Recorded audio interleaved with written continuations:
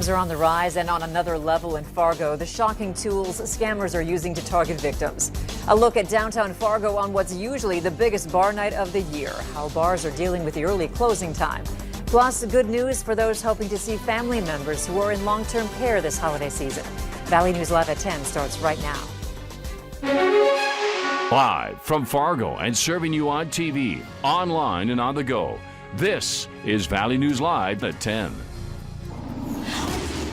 New at 10 tonight, scams are hitting the valley, targeting vulnerable people hoping to help their family members. Fargo police put out a warning saying to be wary of phone calls saying someone has kidnapped your child or a loved one. Valley News Team's Katie Opperly hears from a local woman who says this warning hits close to home. A woman contacted Fargo police after receiving a call telling her that her daughter had been kidnapped. The people on the other end of the line even using a young girl's voice in the background to convince the woman to send money. Luckily, she recognized it was a scam. It's sad when people lose their life savings to, help somebody that they think is in real danger. When Fargo police put out the message to be cautious of these scams, Jody said it hit home. Her dad received a different family emergency scam call earlier in the day. They had said that his grandson, and used his name, was in jail and he needed bail money immediately. Scammers will use the tactic of telling you that a family member is in danger or needs help to get you to act out of emotion. They will tell you that someone is either kidnapped in a car crash or, in Jody's father's case, that they're in jail. People seriously need to warn their elderly family members. Officials say these scammers are going to great lengths to get you to send money. Slow down and recognize the signs. The caller typically comes from an outside area code.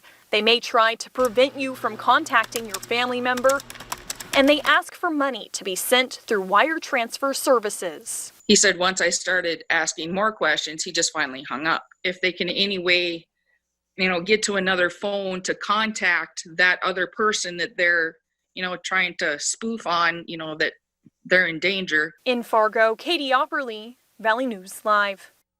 Police say make sure you report these types of calls. The FBI and the Federal Trade Commission both keep track of family emergency scams.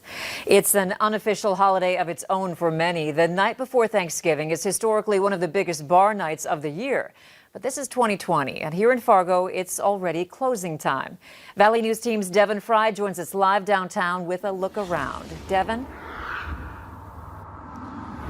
Andrea, it's known as Black Wednesday. It's the night before Thanksgiving where bars and restaurants are usually at their busiest point of the year. However, as you mentioned, in Fargo, it's going to be a little bit different this year. Under Governor Burgum's executive order, all bars and restaurants are closed between 10 p.m. and 4 a.m. for in-person service, meaning that normally what is the busiest bars here in the downtown area, they're shut down for the night. Not a whole lot of action going on. We've been out here for about an hour, and the only movement we've seen are people leaving the newly closed bars. So overall, it's going to be another adjustment that local businesses are going to have to make. Bars and restaurants that were relying on this day for a busy holiday season are going to have to make some adjustments moving forward as this COVID-19 pandemic continues to change how our local businesses do their business. We're going to keep checking in on the situation, but reporting from downtown Fargo, Devin Fry, Valley News Live.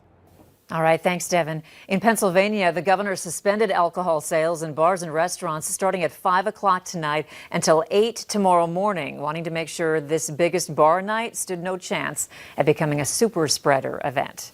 For those of you planning to travel in the morning, it's mostly looking good, but Nathan says some of us may see a few flakes. He joins us now with a first look. Hey, Nathan.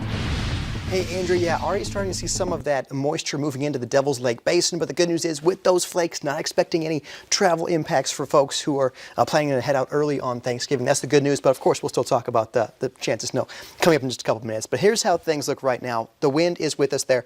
Our Dakota Magic Casino Sky Cam showing those flags are being affected by those southerly winds at this hour. Right now, you see those winds around 10 to 15 miles per hour for those areas there in the Sisseton and Hankinson area, but it's even windier there. Our friends in Grand Forks, 18 miles per hour, seeing that gust of 29 miles per hour. Here's that satellite and radar. Of course, we do see that moisture just as we expected moving into the Devil's Lake Basin. This is associated with a weak front that is making its way through as we speak. And of course, this will be that potential of some flurries overnight tonight into our Thanksgiving morning, seeing temperatures still mild in the 20s and 30s, Andrea. So, of course, as I said, tracking that chance of snowfall through the metro and through northern Minnesota as well. And we'll get folks set up for Thanksgiving Day coming up here in a couple minutes. All right, thanks, Nathan. The family of a toddler is demanding justice tonight after they say their 15-month-old girl was brutally abused and has now died from her injuries. Fargo police confirmed they are investigating the case. They were called to the 2300 block of 17th Street South just after 10 last Friday night for an unresponsive child. Mika's family tells us they're extremely frustrated that no one is behind bars. They say they know the people responsible for her death, describing them as trustworthy, or so they thought. The family says, and I want to warn you, these details are graphic, that the toddler was burned, given alcohol, battered, and raped multiple ways. Fargo police say they are waiting for autopsy and toxicology results to determine if a crime was committed. Mika's family has a GoFundMe set up for hospital and attorney fees, and you can find the link on our VNL News app. Just click on this story. Visitation in long-term care has been a point of contention as we get closer to the holidays. Families want to see their loved ones, but the facilities and the federal organizations that oversee them are trying to prevent the spread of COVID. It's been decided for the remainder of 2020 that residents in North Dakota can stay with their families for an additional 24 days, for a total of 48 days. That cap is in place so residents can save their spots in the facilities and the organizations can maintain federal funding. The North Dakota Department of Human Services says those who are interested should talk to their loved ones and discuss the pros and cons.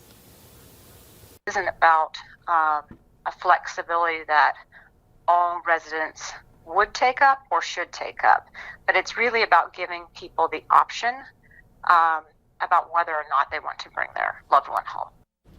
North Dakota, like many other states, requested the expansion after getting calls from families. DHS is warning that residents may have to quarantine for up to 14 days after returning to their nursing facility, even if a rapid test says they are negative. Many industries have been short-staffed due to the pandemic, but for agriculture, when the international borders closed, farms in the state were left with no help for planting and harvesting. Each year, North Dakota farmers rely on 1,800 to 2,600 foreign laborers. There's been an increase in domestic workers helping on farms, but Ag Commissioner Doug Goring says if farmers face the same situation next year, things could blow up. They are isolated, they're in remote places around North Dakota. And you just can't find people that want to work and work those types of jobs. It takes a bit of skill when you're managing and handling animals and doing that type of work.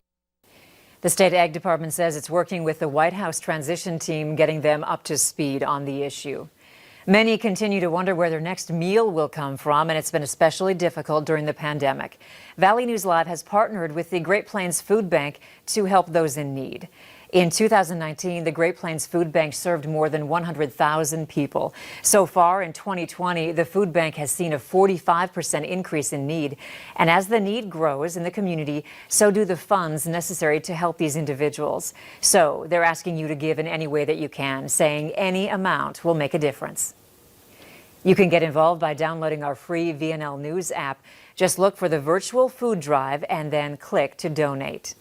The 22nd annual Holiday Lights event opens tomorrow night at Lindenwood Park at 5:30 and runs through December 31st. It costs $8 per vehicle, but you can get $1 off if you donate a canned food item.